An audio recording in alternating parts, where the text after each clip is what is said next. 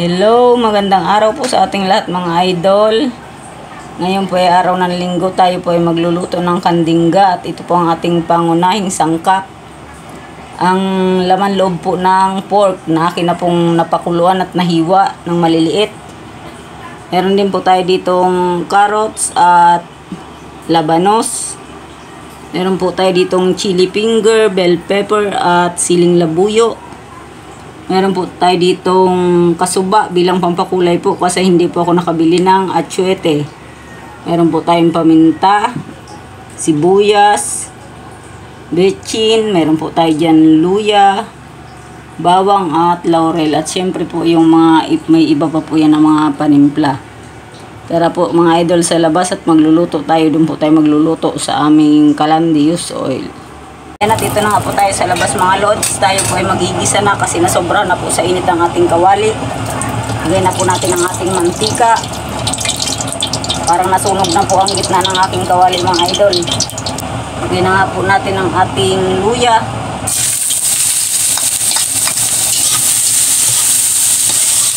Dito po ako nagluto sa kawa mga lods para bilong-bilo sa paghalo. Marami pong luya ang gusto ko sa kandingga mga idol. Sa Tagalog po pala yung kandingga, ano yun, bupis. Ito po, igisa lang po natin ang ating luya. Sunod po natin ang ating sibuyas. Haluin lang po natin ang haluin.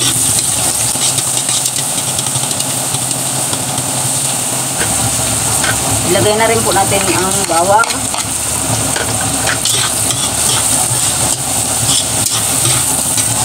Pagpasensyahan nyo na lang talaga po mga lods ang tunog ng aming kalan. Pero masaya po talaga dito magluto. Kahit anong gusto mo pong lakas na apoy po pwede. Isa lang po natin ang maayos mga idol kasi ang pag mga laman loob po ng mga pork, gusto ko po talaga walang lansa. Kaya bago ko po yun mga idol hiniwa, hinugwasan ko po muna ng mabuti. Tinanggal ko po yung mga dapat tanggalin. Tsaka ko po yung pinakuluan sa laurel, paminta at sa tanglad po. Ayaw ko po talaga kasi pagka malansa yung mga ganon. Yan po mga idol, yan lang po ay tuloy-tuloy nating igisa. Ilalagay ko na rin po dyan ang ating paminta.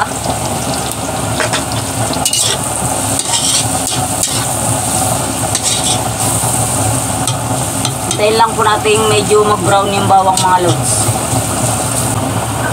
Ayan po mga idol, mukhang okay na po itong ating ricado. Igisa na po natin ang ating karneng hiniwa. Pork, ano po ito? Baga, puso. Meron pa po siyang parang atay na mahaba. Igisa po natin itong mabuti at nang mawalan siya talaga ng lansa. Wala po talaga ng malansa. Nasobrahan na nga po mga idol sa lambot. Yung aking pinalambot kaya hindi ko na po masyadong pinino yung pagkakahiwa niya. Lagay na po natin dyan ang ating laurel.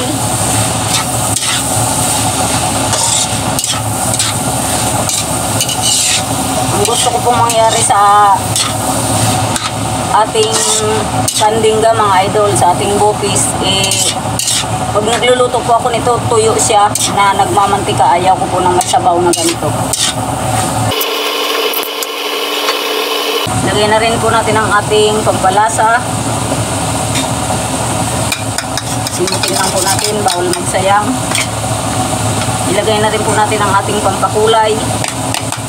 Kasuba po yan mga lods. Wala akong nabiling atsuete. At least po yan, ilalagay mo na lang talaga.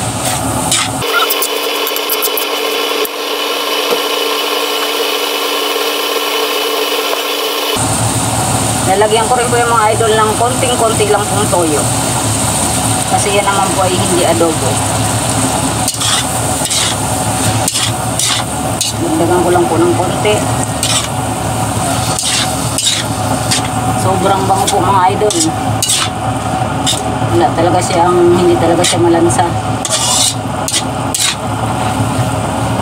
Lagyan rin po natin yan ng konting patis. Kasi yung pampalasa po kanina medyo may alat din. Kaya konti lang po muna. Mamaya na tayo mag-adjust. Kasi mahirap na pong bawiin pag maalat na. Hintayin ko pong matuyo ang sabaw nito mga lods. Kasi medyo nagtutubig pa rin po siya. Ito na nga po mga idol, medyo tumutunog na siya. Ibisa na po siya ng maayos, ang bangon na po. Lalagay ko na po dyan ang ating gulay. Ito po ang pinakagulay niya. Kasi po itong ano po, labanos at carrots, medyo magkakatubig rin po yan ng konti. Baka mantikain po natin. Patuyuin po natin. Lalagay ko na rin po dyan ang aking mga sili. Bell pepper, siling labuyo, at siling haba po. Gusto ko talaga po pag ganitong bopis, maanghang.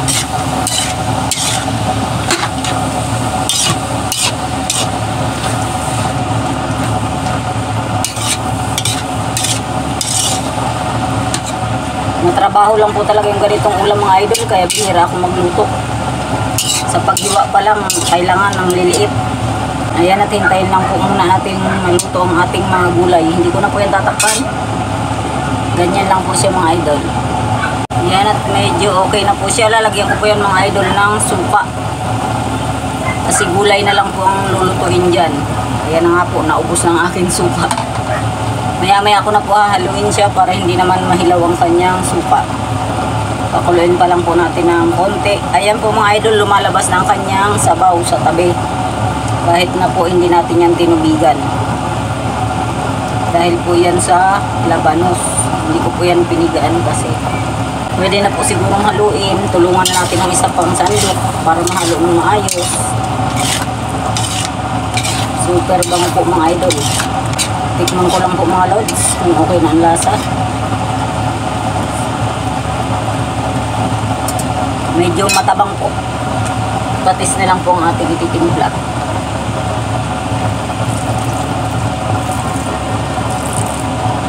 At atin pong haluin ulit.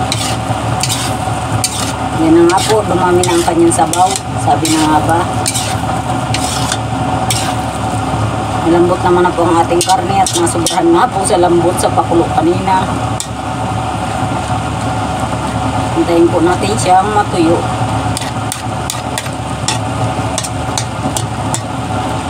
Parang wala pong talab mga lods ang ating pampakulay.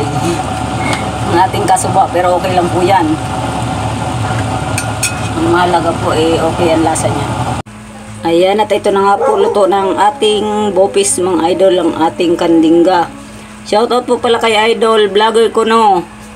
Siya po dati si idol, maskarang vlogger. Pakisupport po ang kanyang channel mga lods.